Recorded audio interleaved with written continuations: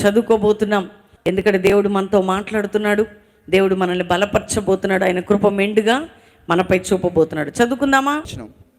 ఎర్ర సముద్రమును ఆయన పాయలుగా చీల్చెను, ఆయన కృప నిరంతరముండును. ఆయన ఇశ్రాయేలీలను దాని నడుమ దాటిపోజేసెను, ఆయన కృప నిరంతరముండును.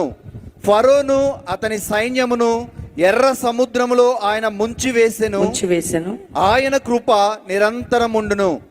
అరణ్య మార్గమున ఆయన తన ప్రజలను తోడుకొని వచ్చెను, ఆయన కృప నిరంతరముండును. నెక్స్ట్ వచ్చిన గొప్ప రాజులను ఆయన హతము చేసెను, ఆయన కృప నిరంతరముండును. ఎంతమంది ఆయన కృపను గురించి పాడుతున్నారు, ఆయన కృపను గురించి ధ్యానిస్తున్నారు. దేవుడు అప్పుడు చేసిన దేవుడు ఇప్పుడు చేస్తాడని ప్రకటన చేస్తున్నారు. మీ నోరు ప్రకటించేది జరగబోతున్నది. దేవుడు అట్టి అద్భుతాలు జరిగించును గాక. ఇప్పుడు నువ్వు ప్రార్థన చేసే ప్రతి ప్రార్థనకి ఆయన కృప నిరంతరం ఉండును గాక. మనందరికీ జవాబు అధికముగా ఇచ్చును గాక.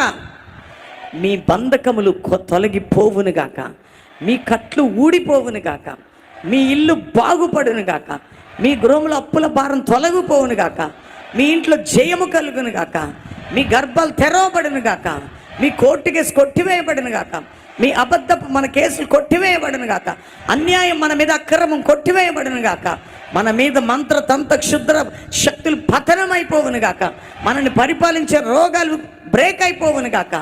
దేవుడు కృప మన మీద నిరంతరము ఉండును గాక. దేవునికి మహిమ. ఆమేన్.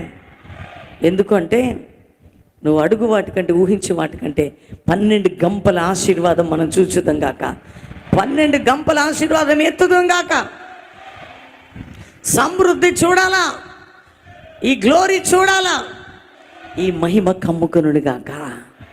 అలిసిపోయారు, ఎండిపోయారు, ఓడిపోయారు, పడిపోయారు, ఈ లైవ్లో ఉన్న ఇక్కడున్నా ఒకటే ప్రార్థన చేద్దాం. అయ్యా నీ కృప మమ్మల్ని నిరంతరము పరిపాలించును గాక అని ప్రార్థన చేద్దాం. అందరు కళ్ళు మూసుకోండి. ఈ వర్తమానం ఎంతమంది బిడ్డలు విన్నారు, వారి జీవితాల్లో ఫలింపజేసి నీ వర్తమానం, నీ కృప మా అందరిపై నిరంతరము కలుగజేసి ప్రతి బిడ్డని మీరు ఆశీర్వదించమని యేసు నామములో అడుగుచున్నాం తండ్రి. Amen, amen.